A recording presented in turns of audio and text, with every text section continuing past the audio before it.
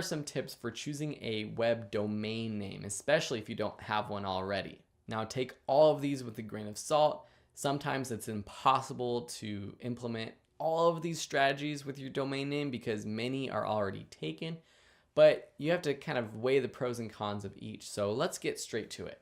Tip number one is obvious. Ideally, it's the name of your business. So you might be starting out right now and you're trying to think of a name for a business, and it might be important to go to that website URL and see if that website is available. Also, with all of the other social media platforms out there, YouTube, Facebook, all of those platforms, see if there are other profiles for that name. If the domain name that matches your company name is already taken, it's okay. We can come up with some other creative solutions, but ideally your domain name matches your exact business name. Tip number two is just to make it easy to remember. You're going to be saying your domain name a lot. You're going to be putting it in graphics, you're going to be putting it in articles, you're going to be saying it on podcasts, you're going to be saying it all over the place. And so you want to make it easy for people to remember. This generally means shorter is better. I'm kind of breaking this rule with videoschoolonline.com, but there are a lot of websites out there, at least that I like and that I've learned from, that have sort of longer website names like Smart Passive Income, listenmoneymatters.com. As domain names get taken up, you do have to get a little bit creative and perhaps stretch it out a bit longer, but obviously shorter is better. The next tip is use keywords. And this is also maybe to do with your business name. Video School Online, I'm using keywords right there. Video, school, those are two keywords that if people are searching for, then perhaps they're going to be interested in my products and services. Something a little bit more hitting the nail on the head would have been video courses or learnvideo.com or learnphotography.com.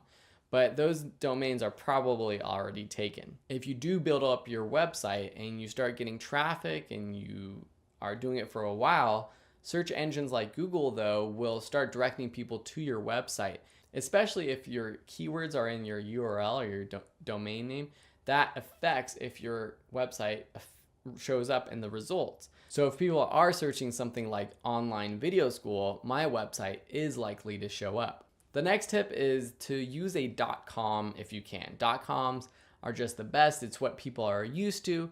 Yes, people are using all kinds of different URL extensions now, and it's okay if you need to. .net and perhaps .org if you're an organization are two extensions that I would try to go for if the .com is not available. But personally, I do still stay away from the more creative ones. And I know that there are a bunch of new URL extensions out there. You can get .game, .video, .photography, .college. You can get any sort of domain extension now, but people just aren't used to that yet. And so still .coms are going to be better. The next tip hopefully is obvious, but avoid copyright infringement. So this means that I can't use like Nike in my URL. I can't be nikeshoes.com because they already have Nike copyrighted. Even if it's a smaller company, you should be wary of this. So make sure that you do a check to see if any of the words that you're using in your URL are trademarked. The next tip is to just avoid hyphens or numbers in your URL. Numbers are very confusing because if I was video325.com, is it the numbers 3 or do you spell it out? It's just confusing unless if you can get both URLs. So if your site is oneand1.com and you get written out 1and1 or the numbers 1and1.com, that's fine, and that might work for you, but it still might confuse people. And then lastly, like I mentioned earlier, check the social media accounts for your business name and for the website that you're going to use. So when I got started, I made sure to snap up the Video School Online Facebook page, the Video School Online YouTube channel.